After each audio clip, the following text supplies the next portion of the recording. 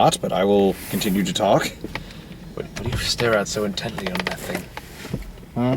What do you stare at so intently on that thing? Messages. Porn, you lying bastard. I know it. The internet knows it. The fan fiction knows it. Oh, come on. We all know that they all use Flash, I mean. wait, what? It's like, we know that's impossible because they use Adobe Flash, I mean. Actually, most porn sites now are very adapted to the mobile age. Don't ask me why I know that. Anyway, we've all done it. Don't judge me. Anyway, so, this is Star Trek Beyond. That's not pornographic. The spin-off might be. Yeah. I had so much fun watching this. Oh my god, I love this movie. I really did. I was like, this honestly might be my favorite of the three. It was not my favorite of three, but goddamn, it was so much fun. I'm watching this, I noticed a few things that the other two J.J. Abrams movies didn't do, and I noticed it's David Lin. That's his name, right? Justin Lin. Justin Lin, I was close. Didn't do it. It kind of made me realize a trick that J.J. Abrams does in a lot of his movies, especially these ones in the Star Wars movie, where it is unlike the other two, which felt like it was relying a lot on nostalgia to set up the story and make it enjoyable. The same goes for Star Wars. This one is its own complete thing. Yep, no, I agree with that. And I think that's why, part of the reason I loved it. It's not trying to be any other Star Trek movie. It's trying to just be its own story with its own character development, everything else. It's trying to be its own thing. I think it succeeds very well at that. It has good character I like how it takes its time, by the way. The trailer is completely lies about this movie. Because the trailer, at least the first one, makes it totally look like Fast and Furious in space. Yeah. And I'm so happy that wasn't the case. Because you have genuine, it takes a while for genuinely long action sequences to take place. Yeah. I mean, I know it opens up with one, but it's only 10 seconds. And it was more of a gag. It was more of a gag than anything else. But then it was a damn good one. It was a good gag. But then it just kind of stretches onto this long moment where you see kind of the characters where they are now, and they said year 3, so 3 years after the last movie. Approximately, because it's 3 years in their 5-year mission, right? Yeah. Something like that. And I love the way they position these characters. I love that it took its time with these characters. Yeah. I mean, not every character got a huge spotlight. Sulu and Nahora kind of got left to the sidelines for a bit there. Yeah. But that's okay. They got plenty of spotlight. Well, at least Nahora did in the other two movies. Sulu still needs to get a shining moment, the poor guy. Right now, shining moment was the thing with his husband and adopted daughter, which is a 5-second scene. Yeah. Exactly. It was they really weren't kidding about not making a big deal out of it. No, I kind of like that too, though. It's just a thing that's there. Yeah. And that's perfectly okay. Yeah. It's okay, I kind of like that they did that. But yeah, anyway, we were talking about the Killing Joke earlier today. We're just speaking of dramatic character change. Everyone seems perfectly okay with this one, so it's what they should be. It's well done. Yeah. I will say that, I felt like the characters didn't necessarily get, full-on development, but I did like the relationships that they kind of I think they got some, a handful of the good characters got pretty good development.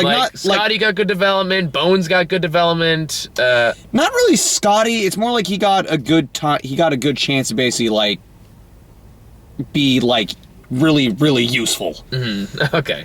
Well, I mean, Kirk was, I thought, very well developed throughout this movie. I felt he had a stronger arc than he did in the last movie.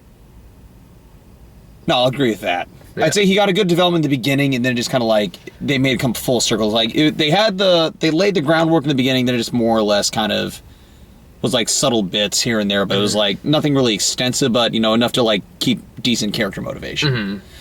It was enough to do the job. Yeah, exactly. Yeah. As I said, it's I wouldn't say this is obviously not the deepest of the movies, but god damn it, it's so fun. I mean, I don't know. I'm comparing to the other movies, though. It's a lot of them are just very tightly paced, which isn't a bad thing, but I don't remember a whole lot of just quieter character moments in the other two movies. I do remember, more so with the first one. Star Trek Into Darkness. I still like Into Darkness. I don't care what anybody says. No, it's good, but it's it was definitely, I mean, kind of on the weaker side in terms of logic and stuff. Good God, that If he hit me, it's on his insurance. So, Yep. Or her. Wouldn't be my fault this time. Yeah. I'd be like, hey, you hit me this time. Yeah. I mean, can I get your license insurance, please?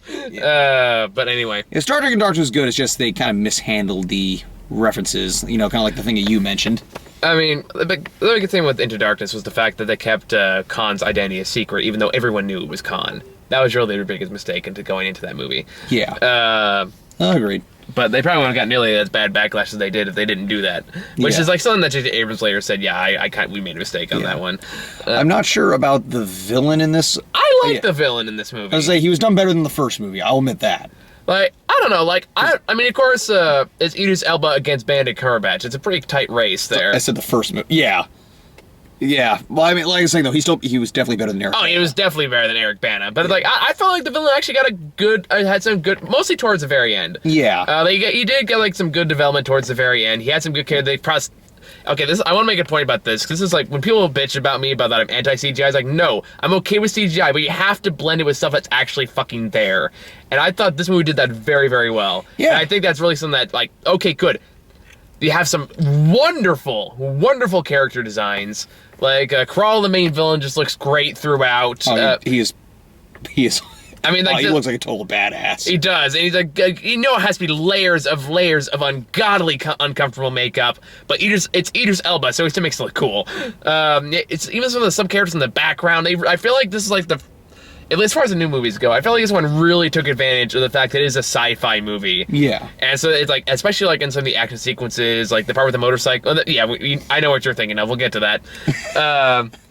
But I'm thinking, like, I thought it was really clever. I thought, like, the technology was really cool. Yeah. Like, the mist that turns into, like, a layer and how they attach it to a motorcycle and use that to, like, a defensive trail. I thought that was really clever. The use of, like, mirages and imagery. I thought, like, just the action sequences and all that stuff. I thought that was really, really clever. And it was a lot of fun. It was. It's, like, it really was a lot of fun. I mean, for a while, I was like, you know, it's kind of hard to believe it was made by the same guy who made Fast and Furious. And then the saucer flip. It's like, oh, yep, there it is. Yeah. There's the Fast and Furious. But I was surprisingly okay with it. Yeah. With that in mind, it's like Justin Lin, he shows himself as kind of like a visual action director, and he definitely does not disappoint here. Oh, absolutely not. Like, they get some great varied set pieces. Like you said, they're very imaginative with some of the scenes, like the stuff with the motorcycle and all that. And using the, whatchamacallit?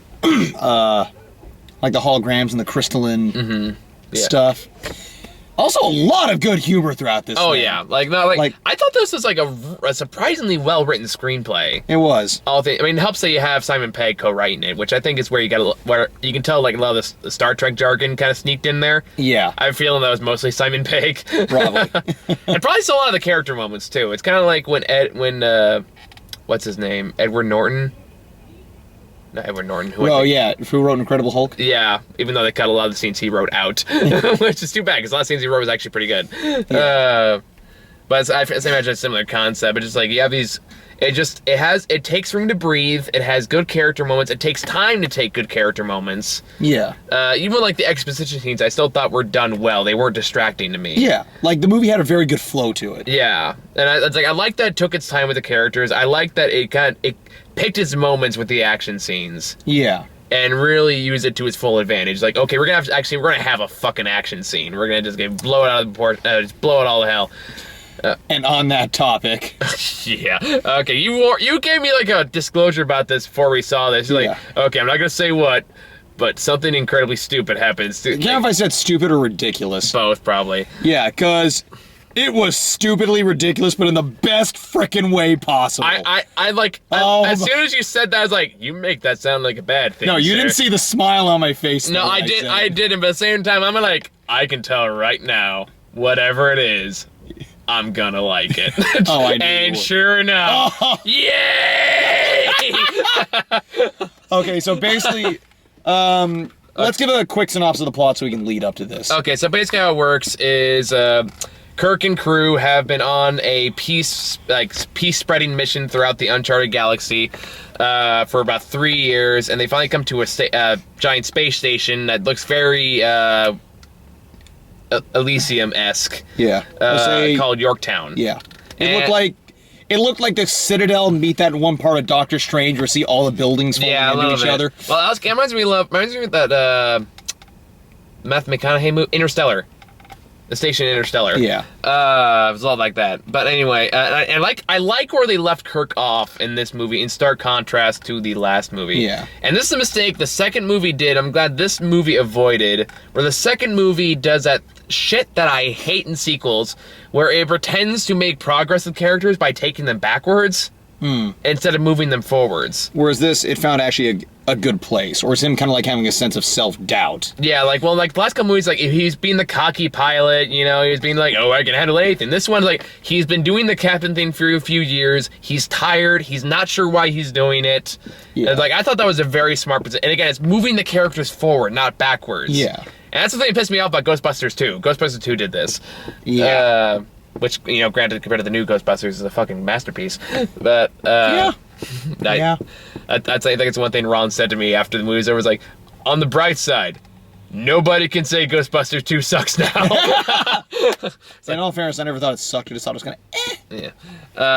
But anywho, so while they're there at Yorktown, they get intercepted by this woman who has fantastic prosthetic makeup, who says like, "Oh, our ship crashed here. We need help." Yada yada yada. So they go over there and this uncharted nebula where communications are down, and they get swarmed by these space bees.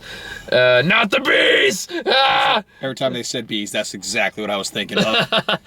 That just completely destroy their ship and maroons them on this planet nearby. And then they have to work together, get back together, and fight off the villainous Crawl, played by Idris Elba, who likes to monologue, but I'm okay with it because I'm a sucker for villains. Yeah, mostly a lot of the crew's been like kidnapped, with a few of them being like separate. Mm-hmm. So it was like Kirk and Chekhov. God rest Anton Yelkin. We miss you already. I know, that crushed my heart every time I saw him on screen. Yeah, I was just, oh god. I have a very personal reason for that. Just based on the fact that, like, I remember, was it in the, remember when we were doing the, the proposal behind the scenes video? And I mentioned that the movie that Jazz and I got together with afterwards was Jumper? Was he in Jumper? No, because I made a mistake. The movie we got together with was Charlie Bartlett. I never saw Charlie Bartlett. Oh, that was, like, the movie that we saw, like, before, like, that night before we, like, officially kind of got together. Oh. Yeah. So when that happened, it's like, oh, this kind of hurts now. I feel that way every time I see something with Robin Williams in it. Oh, God, yeah. I'm sad now. Anyway, back to the fun stuff. So there's that. There's Scotty's off with this Jayla, who's a space warrior badass chick, played by awesome prosthetic leg girl from Kingsman. Oh no shit! Yeah. Fuck! Yeah, that makes it even better. I loved awesome, like, kick-ass prosthetic. Yeah. Odd Job with legs. Oh, that's an awesome comparison. Oh, come on, it was totally Odd Job, man. Just sexy Odd Job. Like, probably gonna die from this, but I'll risk it. Oh, I think I accidentally hit something. Will you stop fucking with the stuff in my car? It's like the time you actually hit the dashboard, you turn the camera off. Oh, yes! It's still recording, right? Okay, just making sure. I forgot all about that. But anyway, so they're off doing that, and like Sulu and Aurora are captured. I can never say her name right.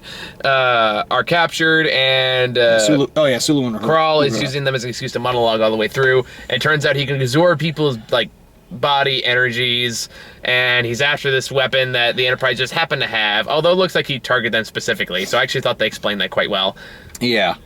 But like, he can't find it, he thinks Kirk has it, but turns out this other woman has it with these alien spider tendril things in the back of her head. Kind of collapse together. Which is like, what a great idea, by the way. And two, that's fucking creepy as hell. Yeah, I was like, wait, how? Those things look like just kind of, not intertwined. When I saw they actually did this, I was like, oh, okay, never mind, makes sense, you couldn't find it. What else? Oh, Spock was with McCoy. Yes, Spock, what a great pairing. Yeah. What a great pairing. It's like that one thing that everybody wanted to see for like the longest time. Oh my god, what's the name of the actor who played Bones? Carl Urban. Carl Urban and Zachary Quinto have such good chemistry. I want a movie just these two guys. I just remember, like, I love how when they had, like, a pretty good heart-to-heart about mortality. Yeah. I remember just, like, the bit where, like, he got him to laugh, just, oh my god, you're delirious! Like, honestly, this movie also had, like, with that whole scene, had a very good tribute to Nimoy. Yeah. Like, it legitimately had a really heartfelt, good, like, almost kind of like involuntarily passing the torch to Quinto kind of tribute there. I thought that was really tastefully done. Yeah, I agree. The way they talked, the way they dressed that, the way they talked about it. Yeah. And of course, I'm sure they would do the same with Anton too, if it was in fact that, you know, this was... It happened, like, literally a month before release. Yeah, which is, you know, horrible. But at the same time, I'm glad that Nimoy got a good send-off in this series. And I'm really glad they did that. I thought that was really well done. So for some reason, did Justin Lin direct the most recent Fast and Furious movie? I thought it was James Wan. It might have been James Wan. I'll figure out later, but I can't remember which one it was exactly that did it. But anywho, so that all happens. They have like a lot of fun dialogue together. And then fast forward to the end of the movie we really want to talk about. They end up finding an old ship, like the very first ship, and like first like starship, and that crash landed there. And they take it off into space to go intercept Krull, who has his evil doomsday device and plans to take it to Yorktown to slowly destroy the universe.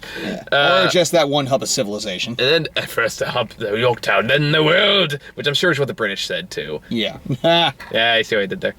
Anyway, where's it going with this? Oh yeah. So, but it says like we can't stop these like B drones. Like we don't stand a chance. What are we gonna do? Oh, we have a signal. We must intercept it. Well, what are we gonna say? Well, we can't directly stop it. So we must find a way to cancel it out with something loud and distracting. And Scotty goes, well then, I've got just the thing. And then it's established early on that the space girl who's made a home out of this space as a spaceship that she's trying to get off the ground also has music. Yeah, like it's like they were playing Fight the Power earlier on in the movie. Yeah, so it's like they set that up. So as soon as they said we need to shut the signal, it's like I know where this is going, and I'm so down.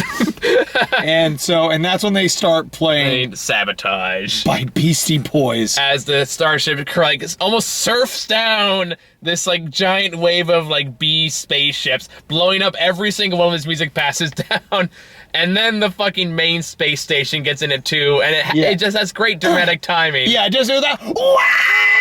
And just explosions everywhere. I'm just and I'm like, you're the song. I'm like, yes. I was like, this is so stupid. It's beautiful. It's like when we saw Swiss Army Man, and you're kind of like. And I'm like, fuck. No, you didn't see my smile for this one. No, true, but at the same time, same basic concept where I'm like, I'm already so sold on this concept.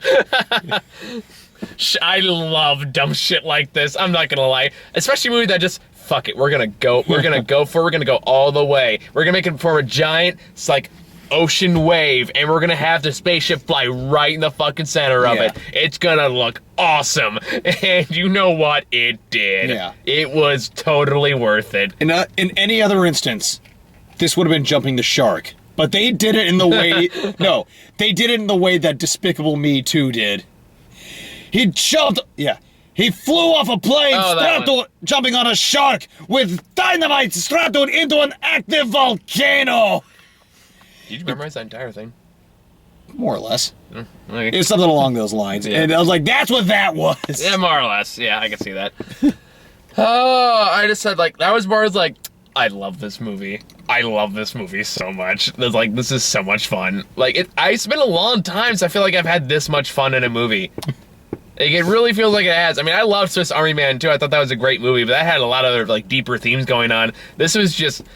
When you think popcorn fun, this is the kind of movie you expect. This is what I wanted for the year. Yeah, like this is like, when you say dumb popcorn fun, like, you want something like this that's just smart enough so you don't feel like you're being condescended to. Yeah. But just dumb Independence Day.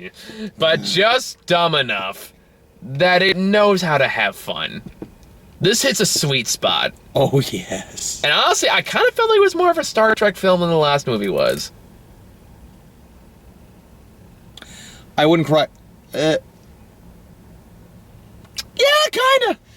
I was like, There's a lot more technical talk in this movie than there was in the last one. Yeah. Yeah, honestly, like, you know what I'm gonna do? I'm gonna talk to Sarah after this review's over. Just like, all right, you settle about between me and Grant here. Which one's a more of a Star Trek-y movie? This one or the last one? Oh no, she's gonna say this one just because it didn't fuck up the whole Khan thing. Well, we'll let her decide. Yeah. I'm just saying, while the second one technically might be more Star Trek, this one isn't quite as insulting to the fan base. I guess, but I don't think the last movie was trying to be insulting. Yet, I remember at the same time, most people voted that this was that Into Darkness as a Star Trek movie was worse than Star Trek V. So that's what we call over-dramatizing bullshit. Yeah. No, I agree. It's like, okay, I understand it fucked with the canon in a way that is like, will piss a lot of people off, but at the same time... It's alternate universe. Yeah. Get off, like... Also, Star Trek V is terrible! Yeah. Oh, Shatner. Look, you need to respect your actors. Well, when I directed Star Trek 4, I got a marvelous performance out of Bill because I respected him so much. Yeah, when I directed Star Trek 5, I got a lot of performance out of me because I respected me so much. Hey, Uhura, I know you're like 50 years old, but can you do a sexy swan dance? Anywho. So, I mean, like... I'm curious to see how, like, hardcore Trekkies take this film. I'm curious to see myself as well. Yeah, because I'm kind of curious, like, how this is received. Because I know, like, they have not been the biggest fan of the reboots. Yeah. Although I feel like they have made things more accessible. Yeah. To general audience. And I feel like, and I think why I appreciate this movie so much and why it might be my favorite, again, it's not relying on nostalgia. It's not relying on anything else that's been pre-established except the other two movies. Yeah. This is something like... It tried to be its own thing. Exactly. It's like, we're not going to focus on trying to remake any of the older films. We know those stand on its own. Honestly, it pays a lot of respect to the older films, especially the part where Spock finds the old picture of the old Star Trek crew. Yeah. So it's like, it pays a lot of respect to the old movies, but at the same time, it's like, we're not going to try to do that again. Yeah. We're going to make an entirely new story with entirely new characters, and we're going to establish our own thing. Right. And I can only assume that the hot chick from the last movie is dead in this one, because she is nowhere to be seen. No, that's actually supposed to be Kirk's future wife. I know. Where did she go? She went on the mission with them. Oh, yeah. So I can only assume she died in the Krall attack, because she's not anywhere else in this movie. That or she just went somewhere else, I don't know. She's a science person, she'd probably just sent another station. But yeah, that did bug me, though. Like, but how many stations do they go to? Still, but I agree. It's like, that was kind of nagging me first, like, wait, where's the doctor? Where is stripping me to my underwear for no reason? That's another good point. This movie didn't unnecessarily over-sexualize anyone, too. Yeah, that's actually... I appreciate that. Like, that's appreciated. Like, I think that's the first time in these movies that actually did that case. Yeah, you're right. So... Oh my god, you're right. Props to them for that, too. Like, I think the movie gives earns a lot of good credit for what it managed to accomplish here. Yeah. Even though it is, like, at its core, it's a popcorn movie, but it's such a good, fun popcorn movie. Like, this is something I can totally see watching again and again at home. Same here. Probably more so than the other two, to be honest. I would be curious to see this thing in 3D, though, I'm not gonna lie, just to see how they work that in. The funny part is, like, because you and I work at Mass Effect, the ride at Great America, I kept half expecting the seats to move sometimes when the ship was flying off.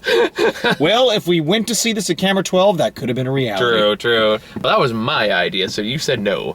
I want to point that out there. In all fairness, I was kind of in a weird spot where I kind of had to see it here. I would have loved to see it in the D-Box, though, but I don't think you could have been able to afford that. You could have fought traffic. True, but also had to go to Fremont. So this kind of a weird by the time thing. We were done, the traffic would have been perfectly clear going to Fremont. True. You're just making excuses now. You could have said you didn't want to drive to Camera 12. I would have respected that. Well, yeah, traffic usually implies that. Well, I'm saying is just say you don't want to fight traffic then. Don't give me BS excuses about time constraints. Moving right along. Yeah. Fair enough. Just be straight with me, dude. That's all I ask. Okay. Don't feed me obvious bullshit. Okay, but yeah, seriously, I would not want to deal with that traffic. There you go. That's all you had to say. I believe that. I respect that. What would I do without you, Spock? Oh, that is one joke I made halfway through this movie. I realized halfway through, like, oh, fuck. We all want to be Kirk or Spock. And I realized today I'm Bones. Around the time when Spock goes away in the vaporizer and then Bones turns and goes, oh, typical. And I'm like, oh, fuck. I think I'm Scotty. Yeah, I can see that. So would that make your fiance the little,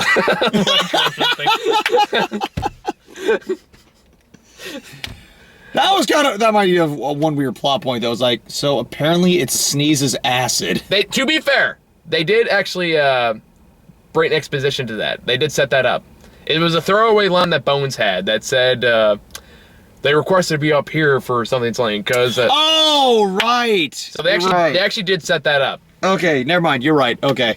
Yeah, so don't worry. That was explained. Okay, fair enough. I misheard that line then. Yeah, because I was like, what are they talking about? And then it came out, I was like, oh, I get it now. Yeah. But yeah, so you're Scotty, I'm Bones. Would Ron be Krull? He's gonna hate me for making that comparison. But I see him more as a con. yeah. You're very poetic too and overdramatic. I can totally see him like in a bitter rage going, at my very last breath, I stab at thee. Negative review on Ghostbusters. Oh fuck, somebody make that. Somebody. You're welcome. I totally want to do. Oh my god. If Ron makes this a set like he wants to, we're totally remaking that scene. Get the green screen ready, put up a prop thing, have Ron sit there bloodied and tattered, looking at a Ghostbusters poster. Try to think like, yeah, Sarah would totally be an Urua. I could see her doing that. Yeah. Like who else? I'm trying to think who else on our team we can put into the regular cast members. Let's see. What would Matt or Wes be? Ooh, that's a good one. Let's see. If it wasn't for you, I'd honestly put Wes as Scotty. You guys are kind of tied for that point. Yeah. I'd probably put Amarissa as Sulu. I'll take it back. Karina would be the short little person. And I hope none of them are. I know Sarah's probably watching this review. I don't know about anyone else.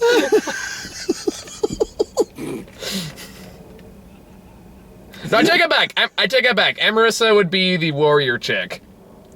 Yeah, she could totally kick my ass. She would be Jayla. Yeah. She would totally be Jayla. So who would be Spock?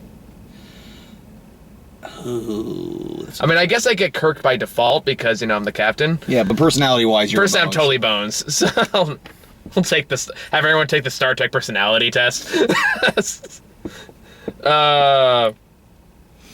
So yeah. So we had fun. If you have any cast members you think would like to be, who would make the best cast members of Star Trek, let us know in the comments. Because I'm honestly kind of curious what you guys think. Yeah, I think we should probably go on to the trailers because there's not much else more we can say No, about we're just this. shooting the shit at this point. By the way, I totally respect you, right? I know I was giving you shit earlier, but yeah. Yeah, I know. I'm just making sure. I was like, oh man, I did come as a dick. I assume we just shit on each other out of mutual respect for each other. Fair enough. I just want to make sure. Like, I said worse things to you. This is true. This is very true. Remember, Captain Obvious and Sergeant Sarcasm. Guest starring Jason Segel. Anyway, so the first trailer we got a lot of trailers, was The Space Between Us, which means If the Martian was a young adult novel. I'm still bugged out by the fact on how a pregnant woman got into space, but well, I mean, it's one of two possibilities. Either she fucked somebody, got knocked up while she was up there, or she was like in the first trimester when she shot off and nobody thought to look for it.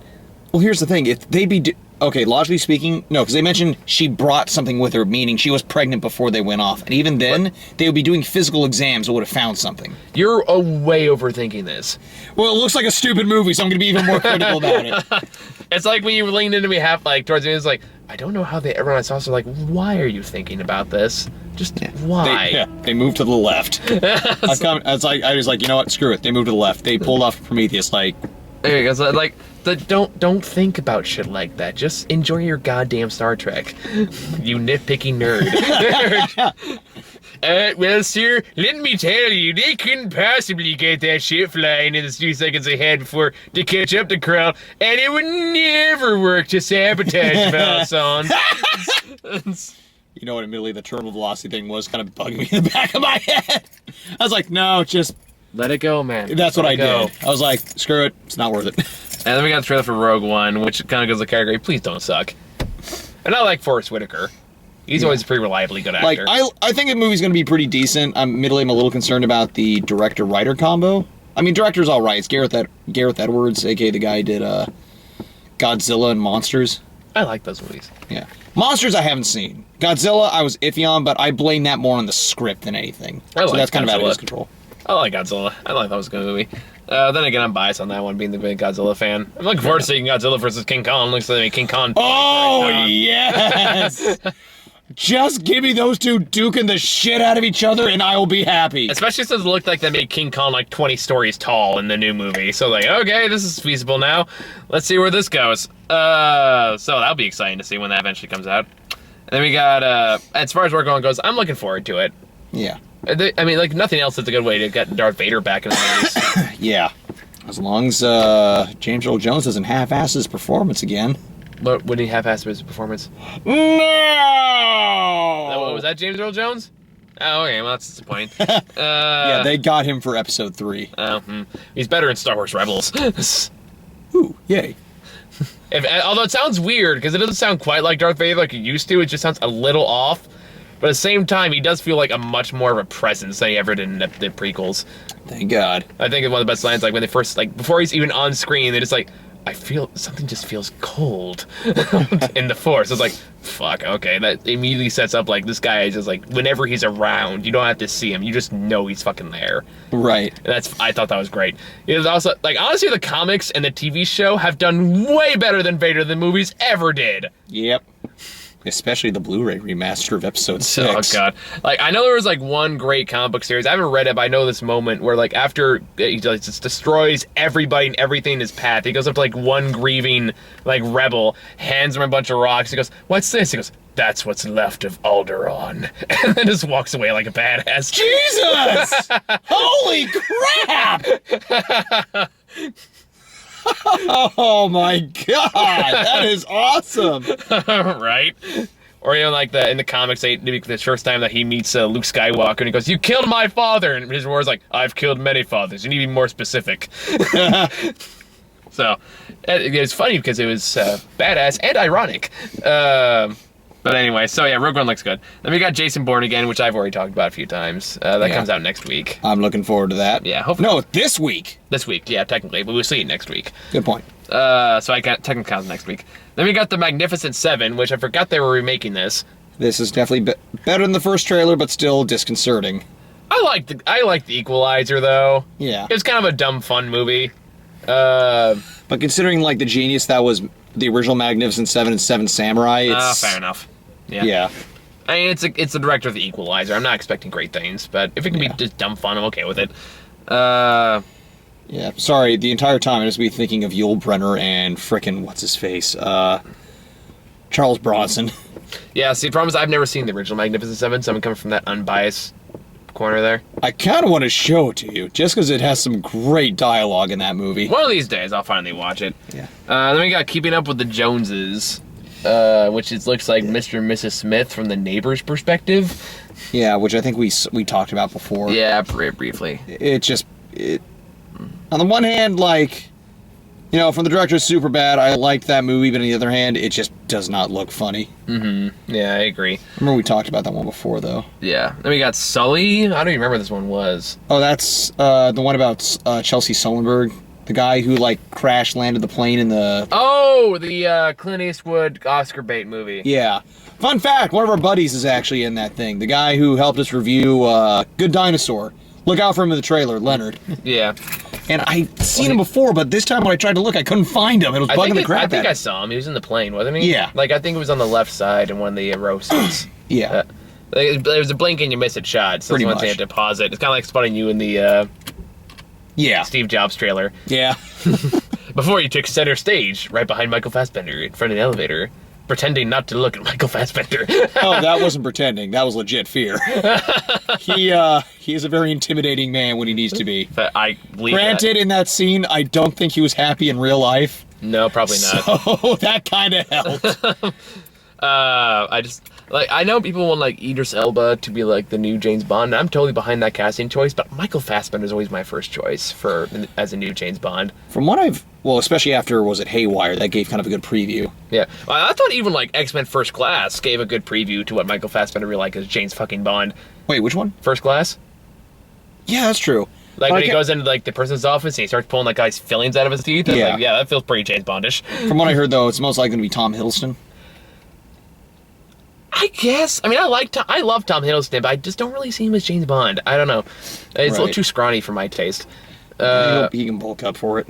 Yeah, so I mean, I'm gonna give him a chance. The guy does well enough. But anyway, Sully. As far as Sully goes, looks like an Oscar bait movie. Yeah, this time though, it's like I'm curious just because it's Tom Hanks and Clint Eastwood together, so it's like We just know that Tom Hanks is a terrible captain. Actually, but you do know about that actual instance. I do, but I was making a joke. Yeah. You get it because he's he's failed a boat and a plane now. Yeah. Because he's a bad captain. Yeah, he is. That guy was right to take him off the boat. He's a terrible captain. Someone else need to take charge. But anywho, and then we got Jack Reacher, Never Go Back. I leaned into you halfway through and go, man, this How I Met Your Mother reboot is not what I expected. Wouldn't that be great if this movie ends? Like, what the hell was the guy's name who did the voice for How I Met Your Mother? Bob Saget. Bob Saget. And this goes, and that, kids, is How I Met Your Mother. Boom, boom, boom, boom, death, Tom Cruise / But Tom Cruise just not fucking age? Not really. Is he like in his 50s now? Yeah. God damn. I want to look that good when I'm his age. Fuck. Yeah, although people are saying that now he's supposedly or potentially quitting Scientology. He's losing his anti-aging juju. Oh, is that what it is? Apparently. Maybe he's got the Idris Elba method of just sucking the life out of other Scientologists. Maybe. He was a pretty high level from what I've heard. Unity isn't a weakness. Unity is what gives me strength. Ah! Tom Cruise in Scientology. Little caption at the bottom. This is what Scientologists actually believe. Yeah, he may have been borrowing it from, oh God, what's his name? John Travolta, which may explain things. Maybe. Oh my God. Then we got the trailer for Ben-Hur, which I've talked about before. It looks like Gladiator, except more CGI. Yep. And then we got, oh boy, Triple X, Return of Xander Cage. Hey kids, you want to see a grown-ass man skateboard on the side of a truck? You got it. Or ski in the Amazon jungle. Or ride a motorcycle surfing? I'm like, oh man, I thought Point Break looked like a train wreck.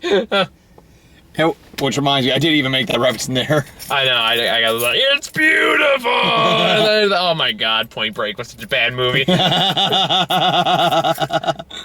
was a movie so far up its own ass, I swear to God. The good news is, like, you at least won't have that with this movie. At least it's Vin Diesel, and Vin Diesel's charming. So yeah. Well, also, considering these are the other two were so stupid as hell. Yeah, that's kind of like, oh man, that's like we're trying to recapture like the late 90s, early 2000s, basically. The extreme age, even has all the X's. Because his name is Xander Cage, no relation to Nicolas Cage, which is disappointing. I would love if Nicolas Cage showed up in a Triple X movie. I've come to reclaim my name back.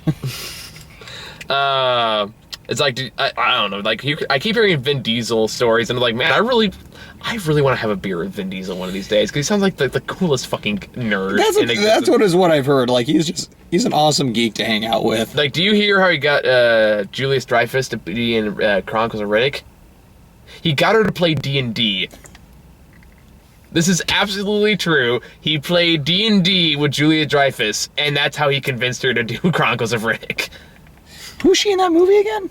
She's like one of the Spectre, like the white Spectre ghost people.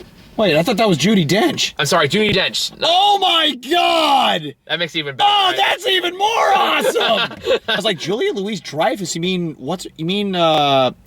Lorraine from Seinfeld? No, she probably would if you asked her. But Yeah. no, Judi Dench. Oh my god! Yeah. Oh! And she had that same interview. It's like, well, he didn't invite me over, and he had to play in this game, and it's really hard to say no to that man. Oh, Jesus Christ. I would love to see if like a D&D game with Vin Diesel, Judi Dench, and Colin Firth. Best, most sophisticated D&D game ever. Oh, yeah. Colin Firth is the guy in Kingsman, right? Yeah. Oh, just make sure we got the right one in mind. All right. We're seeing him in the second one. I hope he comes back. Oh, he is. Cool. I'll be curious how they pull that off. It's either going to be a flashback or like a... resurrection thing. That or even just kind of like one of those Ghosts of the Past thing. Maybe. You must travel to Dagobah. Anyway. So I think that's all we really have to say about Star Trek. You should definitely go see this. Yeah. It's a lot of fun. If you're a diehard Trekkie, let me know what you think, because I'm legitimately pretty curious. But other than that, I had a blast with this movie. I would go see it again. If I didn't have to see like 2 or 3 movies this week, I would definitely go see this again. This is a lot of fun. So, yeah, I think later this week I gotta drag somebody to go see Ice Age. Good luck with that. Oh, call Matt. God bless that man. And then, if schedules permit, there is the Barbie movie playing on Saturday. It's a one-time Fathom event, but, Also, good luck with that. well, I'm bribing Karina to go. Yeah. So, she's like, can't we, like, bring a kid or something along so I don't feel weird? Like, nope. Just 2 grown-ass adults. Yeah, just see me dress up, bring me and dress up like some little kid. Just, does your son play with Barbies? Don't judge me! That's like, I can ask my mentee, but I'm willing to bet he'd probably say no. But yeah, so there's that. So, thank you guys for watching. You got any final thoughts for Star Trek, by the way? Not really. It's just like I said, it's a fun movie. Definitely, smarter than your average popcorn fare, and just as fun and ridiculous as some of the others. Mm-hmm. So yeah, I think that's all I really have to say about it. Tune in later this week for other shit we got planned that I'm going to try my best to make time for. Luckily, like in a couple weeks, my evening schedule opens up a shit ton.